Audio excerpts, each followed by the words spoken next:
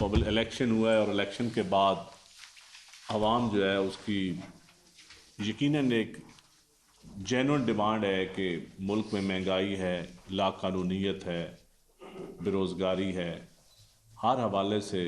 और इस वक्त जो नई रिपोर्ट आई है उसमें 9 करोड़ से लोग ज़्यादा गुर्बत की लकीर से नीचे चले गए हैं। तो ऐसी रिपोर्ट्स आने के बाद मैं समझता हूँ कि पार्लियामान के ऊपर बहुत ज़्यादा बोझ आ गया है और पार्लियामान में आने वाली जमातें या हुकूमत हो या अपोजिशन हो, सब के ऊपर बहुत बड़ा एक जिम्मेदारी है। अवाम एक सीरियस एफर्ट्स, एक सीरियस कोशिश देखना चाहते हैं कि हमारे सियासतदान, हमारे नुमाइंदे अवाम के लिए क्या कर रहे हैं। आज तक हम फ्री एंड फेयर इलेक्शन का रोना रोते रहे हैं, लेकिन जो जैसे भी इलेक्शन हुए अवाम ने वोट दिया। वोट अवाम का तो कसूर नहीं है वोट देने में, कसूर तो हमारा अपना है कि हम कभी भी इलेक्शन को आज़ाद खुद मुख्तार ना बना सके जैसा होना चाहिए। तो अब पार्लियामान में अगर हम बैठे अवाम के मसाइल पे बात करने की बजाय गाली गलोच की सियासत होती रहेगी तो फिर यकीनन ये पाकिस्तान की अवाम के साथ ज़्यादती है और फिर अवाम सियासतदानों की पहले भी इज़्ज़त कम हुई है और हम अपने उन शोहदा के सामने भी शर्मिंदा होंगे जिन्होंने जमहूरियत के लिए, पार्लियामान के लिए, आइन की बालादस्ती के लिए फांसी की सूली पे भी चढ़े और शहादतें भी दी और वो कारकुन जो बेचारे कोड़े भी जिन्होंने खाए। तो पीपल्स पार्टी प्रेसिडेंट के ख़िताब के ऊपर पहले भी कहा है कि जो प्रेसिडेंट ऑफ पाकिस्तान ने जो स्पीच की थी उसके आप नकात देख लें। हमने पोलराइजेशन का ख़ात्मा, ये पॉलिटिकल विक्टिमाइजेशन, जो अवाम के हकूक़ की बात की, अवाम को डिलीवर करने की बात की, तो अगर उसके ऊपर किसी को इतराज़ है तो आप अपनी स्पीचेस में कर सकते हैं। तो आप अपने गैर पार्लिमानी रवैये जो हैं इससे अवाम में एक मायूसी फैलती जा रही है। हम स्पेशली पीटीआई के लोगों को या उन कुव्वतों को जो पार्लियामान को नहीं चलने देना चाहते, जो हैं तो सियासतदानों के लिबादे में बैठे हुए, लेकिन मैं तो समझता हूँ कि शायद वो सियासतदान नहीं है।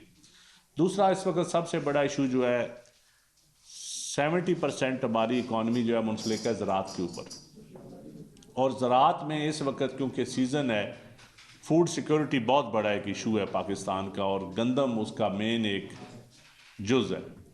तो गंदम की जो पैदावार बम्पर क्रॉप्स हुई हैं, लेकिन हमारी निगरान हुकूमत के दौर में जो गंदम एक बहुत बड़ा क्राइम, एक जुर्म किया गया कि 35 लाख टन गंदम इंपोर्ट की गई, जबकि 47 लाख टन से ज़्यादा गंदम पास्को प्रोविंशियल गवर्नमेंट्स के पास पड़ी हुई थी। तो आपने और एक गंदम इंपोर्ट की। पीपल्स पार्टी पहले भी जब हमारा 2008 से 13 का दौर था, पहली हुकूमत थी जिसमें गंदम सरप्लस हुई। तो अब जाके उसके बाद पहले भी मुशर्रफ दौर में भी इंपोर्ट होती रही खरबों की, पीपल्स पार्टी के बाद फिर इंपोर्ट होती रही, आप बाहर के ममालिक से मंगाते रहे। अगर किसान ने गंदम पैदा करनी शुरू की है अपने मज़दूर के लिए, अपने हारी के लिए, अपने आम गैर काश्तकार तबके के लिए, तो ये हमारी हुकूमतों की पॉलिसियों की वजह से अब फिर हम एक क्राइसिस की तरफ जाएंगे। आइंदा गंदम लगाएगा कोई नहीं, उगाएगा कोई नहीं। तो मेरी हुकूमत पंजाब से और फेडरल गवर्नमेंट से ये गुजारिश है कि एक एक दाना ख़रीदें। इस वक्त 300 रुपया बोरी के रिश्वत के हिसाब से एक बैग की रिश्वत दी जा रही है, खाली बैग देने की किसान को।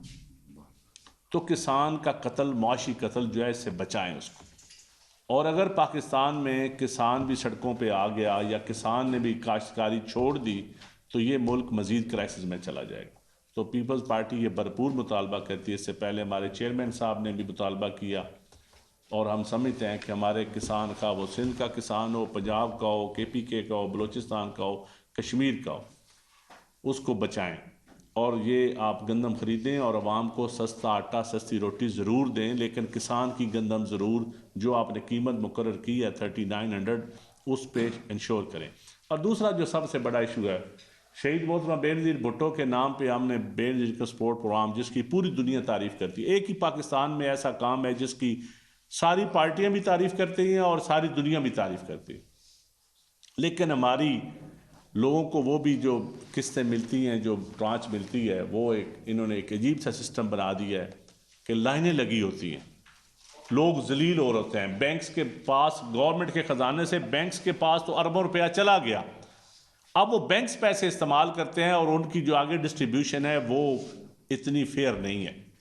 तो मेरी गुजारिश है कि गरीबों को हम ज़रूर दें उनको, लेकिन उनकी इज़्ज़त नफ्स का भी ध्यान रखें। और ये अगर आप शहीद मोहतरमा बेनज़ीर भुट्टो के नाम से किसी को जेलसी है तो उसके इस पाकीज़ा काम को दागदार मत होने दें। ये हमारी गुजारिश है हुकूमत वक्त से भी कि इसके ऊपर स्पेशल एक ध्यान दिया जाए और इसको एक ट्रांसपेरेंट और मज़ीद तेज़ी के साथ लोगों को, ताकि पैसे मिलें। दूर दराज इलाकों में जो बैंक्स अपने पास रखते हैं, अगर उन्होंने जो पॉज बनाए हुए हैं डिस्ट्रीब्यूशन, जो पैसे देने के तरीकाकार है उसमें कबाहत है, उसको ज़रा और शफाफ होना चाहिए।